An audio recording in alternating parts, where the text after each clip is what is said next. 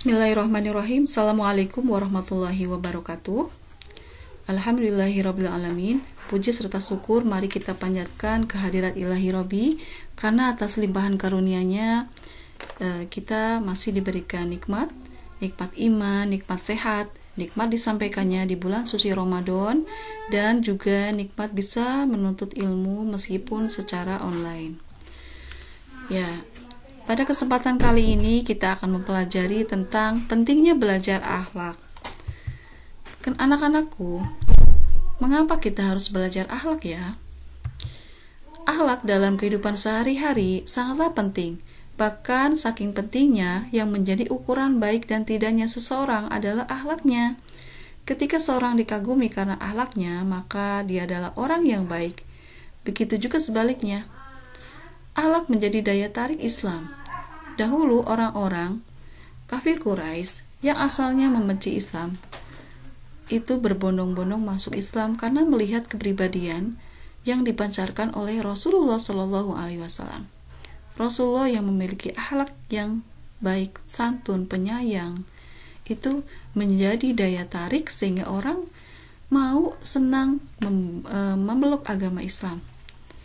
Kemudian orang yang memiliki akhlak yang baik itu mendapatkan keutamaan, tidak akan tersentuh oleh api neraka. Karena sesungguhnya sifat penghuni neraka adalah mereka yang memiliki akhlak yang buruk. Jadi dengan akhlak yang baik itu akan menjadi tiket masuk surga. Sebagaimana hadis riwayat At-Tirmizi, yang paling banyak memasukkan ke dalam surga adalah takwa kepada Allah dan akhlak mulia. Itu adalah mengapa kita harus belajar akhlak. Selain itu, kalau kita melihat fenomena zaman sekarang para pemuda-pemudinya itu mengalami kemerosotan akhlak, mengalami kemunduran akhlak. Banyak sekali pemuda-pemudi yang terbawa arus budaya bebas, seks bebas, pergaulan bebas, pornografi, porno aksi, tawuran, dan lain sebagainya. Padahal pemuda dan pemudi itu adalah pewaris yang akan meneruskan perjuangan kita nanti. Apa jadinya bangsa Indonesia 10 tahun atau 20 tahun yang akan datang jika generasi mudanya udah rusak dari sekarang. Nah, untuk itu, karena kalian adalah pewaris penerus kami, maka kalian harus bisa mengamalkan ilmu yang didapat, terutama tentang akhlak. Nah, apa itu akhlak? Secara bahasa, akhlak itu adalah tingkah laku, perangai atau tabiat. Sedangkan menurut istilah, kita ambil dari pendapat Imam Al-Ghazali bahwa akhlak itu merupakan tingkah laku yang melekat pada diri seseorang yang dapat memicu perbuatan baik tanpa pertimbangan pikiran yang terlebih dahulu. Nah, kalau disimpulkan, seseorang dikatakan memiliki akhlak itu yang pertama adalah konsisten. Konsisten itu dilakukan secara berulang-ulang. Jika dilakukan sekali saja atau jarang dilakukan, itu tidak dapat dikatakan akhlak. Misalnya jika seseorang tiba-tiba memberi sedekah kepada orang lain karena alasan tertentu, maka tidak dikatakan sebagai dermawan. Jadi dilakukan secara berulang-ulang. Kemudian yang kedua adalah tanpa paksaan, spontanitas, tanpa pertimbangan yang lama. Karena akhlak ini sudah dilakukan sering jadi spontan, reaksi spontan. Misalnya ketika kita melihat ada teman yang ingin ditolong, maka kita tanpa paksaan, tanpa ragu-ragu kita menolongnya.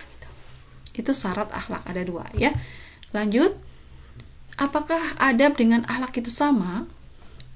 Akhlak dengan adab itu adalah hal yang berbeda. Perbedaannya adalah akhlak itu hasil dari ibadah kepada Allah, yang didasari oleh keimanan. Sedangkan adab itu hasil dari proses pendidikan dan latihan. Orang-orang di Jepang sana, mereka memiliki peradaban yang tinggi karena mereka diajari dari kecil budaya antri, kemudian rajin, disiplin, etos kerja yang tinggi, dan lain-lain.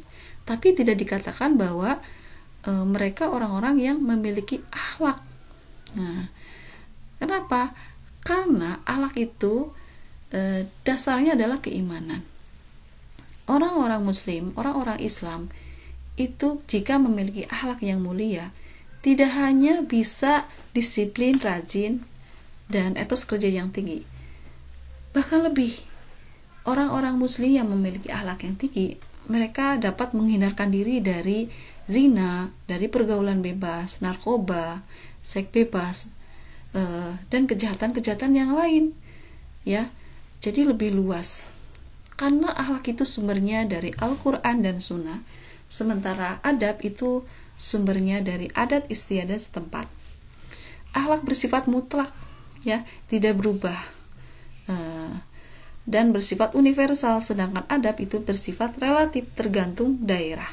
Orang Jawa dengan orang Sunda itu adabnya, adat istiadatnya kan berbeda gitu. Itu sebagai contoh, ya. Kita lanjut. Nah, apa dasar hukumnya? Untuk menentukan baik buruknya seseorang itu adalah dasar hukumnya adalah Al-Quran dan hadis. Al-Quran surat Al-Qalam ayat keempat, yang artinya sesungguhnya kamu ini benar-benar berbudi pekerti yang agung. Kamu di sini adalah Nabi Muhammad. Nabi Muhammad itu memiliki budi pekerti yang agung karena Rasulullah adalah model ya, manusia yang memiliki akhlak yang baik untuk kita contoh. Kemudian dari hadis At-Tabrani, sebaik-baik manusia itu adalah mereka yang paling baik akhlaknya. Jadi yang paling baik akhlaknya itu adalah sebaik-baik manusia, bukan yang paling ganteng, paling cantik, paling populer, paling kaya, bukan. Jadi manusia yang paling baik itu adalah yang paling baik akhlaknya. Nah, ini adalah berita gembira buat kita, ya. Faktor-faktor pembentuk akhlak. Yang membentuk akhlak seseorang itu apa saja sih? Nah, di sini ada 4. Yang pertama adalah genetik, turunan, psikologis, pola asuh, kemudian sosial, lingkungan, kemudian nilai-nilai Islami.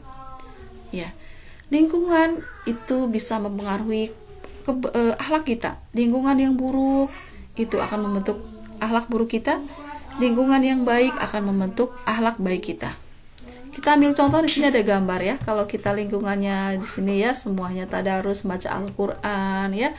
Ada lingkungan yang baik, contoh lingkungan yang baik di sekolah. Atau kita di sini lingkungan yang buruk, kita ke bawah-bawah sama grup seperti ini, ya. Berkeliaran di jalan, hidup bebas, ya. Ini kita tinggal pilih, ya. Mana jalan hidup kita? Apakah kita ingin hidup kita adalah di jalan yang benar atau di jalan yang salah? Kita yang menentukan, ya. Cara mencapai akhlak yang mulia. Apakah akhlak itu bisa berubah? Apakah karakter itu bisa berubah? Jawabannya adalah bisa. Ya. Untuk apa Rasulullah diutus menjadi rasul? Itu kan karena untuk memperbaiki, menyempurnakan akhlak manusia, ya. Modelnya Rasulullah yang sudah memberikan contoh teladan yang baik. Oleh karena itu, ada cara untuk mencapai akhlak yang mulia. Yang pertama adalah dengan berdoa, memohon kepada Allah. Mohon, karena Allah yang menggenggam hati kita. Dengan Allah yang menggenggam hati kita, Allah yang membolak-balikan hati kita, niscaya kita bisa merubah sifat kita, ya. Dengan doa Allahumma kama hasanta khalqi fahsin khuluq, ya. Allah akan merubah kita memiliki akhlak yang baik.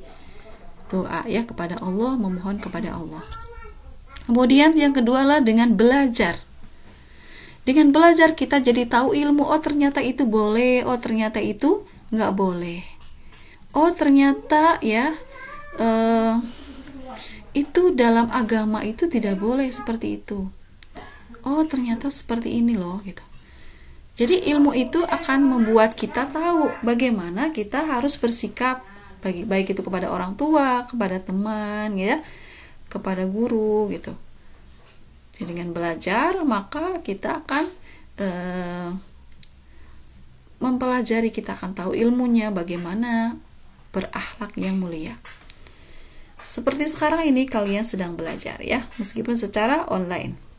Kemudian yang ketiga, membiasakan diri atau dengan latihan. Akhlak itu tidak bisa dirubah dalam satu hari. Apalagi habis acara ini akhlak kalian akan berubah. Tidak ya. Akhlak itu perlu dibiasakan berulang-ulang ya. Terus menerus, dilatih terus menerus. Ya. Jadi harus dilakukan secara terus menerus berkesinambungan. Dengan latihan-latihan insya Allah kita akan memiliki akhlak yang mulia. Kemudian memilih teman yang baik. Teman itu akan sangat mempengaruhi akhlak kita ya. Baik buruknya kita dipengaruhi oleh teman kita. Teman yang baik itu apa? Apakah teman yang selalu memuji kita? Atau teman yang suka mengkritik? Nah, kita biasanya senang nih kalau ada teman yang memuji kita. Padahal nih, pujian itu bisa menjadi racun ya. Nah, teman yang baik adalah teman yang selalu mengingatkan kita ketika kita salah. Yang menunjukkan kepada kita, oh itu kamu teh salah, harusnya begini, begini gitu. Itu adalah ciri teman yang baik ya. Karena dengan begitu kita tahu nih kekurangan diri kita. Kalau kita tahu kekurangan diri kita, maka kita bisa memperbaikinya. Tetapi kalau kita tidak tahu kekurangan diri kita akan merasa benar saja gitu. Ya. Jadi itu ya cara mencapai akhlak yang mulia. Kita lanjutkan ruang lingkup akhlak. Ruang lingkup akhlak dibagi menjadi 3, akhlak kepada Allah, akhlak kepada manusia, termasuk di sini kepada Rasulullah, dan akhlak kepada lingkungan. Akhlak kepada Allah, salah satu contohnya adalah bersyukur, sabar, ikhlas, qanaah. Bersyukur ya. Poinnya bersyukur. Bersyukur atas apa? Atas nikmat yang Allah berikan kepada kita. Bersyukur bisa dilakukan dengan ucapan atau tindakan. Dengan ucapan kalian sudah tahu ya, dengan mengucapkan alhamdulillahirabbil alamin. Terima kasih ya Allah gitu ya. Dengan perbuatan ya salah satunya dengan sholat. Ya, kenapa kita sholat? Sholat itu ya karena sebagai wujud bersyukur atas limpahan karunia yang Allah berikan kepada kita gitu. Akhlak kepada Rasulullah yaitu dengan mengikuti sunnahnya.